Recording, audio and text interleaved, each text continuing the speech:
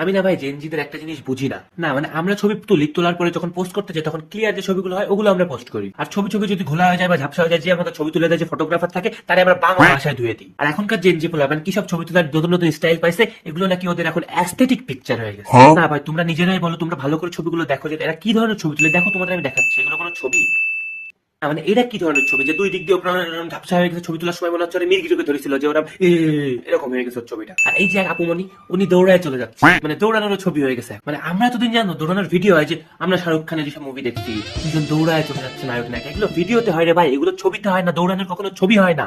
এই যে আর দুইজন, এরা দুজন মনে হচ্ছে বাড়ির থেকে বেরোনোর সময় পুরো প্ল্যান প্রোগ্রাম পুরো কমপ্লিট করে বেরোইছে যে এরা এখন দৌড়াতে দৌড়াতে ওদের ভিতর থেকে আত্মা বের হয়ে যাচ্ছে, এমন একটা ছবি যে ওদের ভিতর থেকে আত্মাটা বের করে নেওয়া হচ্ছে। আর এখনকার এসব গেঞ্জি পোলা না, সরি তোমরা এখন আবার বলবো আমরা গেঞ্জি না, আমরা জেনজি। জেনজি না গেঞ্জি, গেঞ্জি না জেনজি, তোরা আসলে গেঞ্জি। মানে এদের এসব উইয়ার্ড কার্যকলাপ দেখলে মনে হয় যে ঠাট্টায় দুটো থামালে এরা পুরো সোজা হয়ে যেত।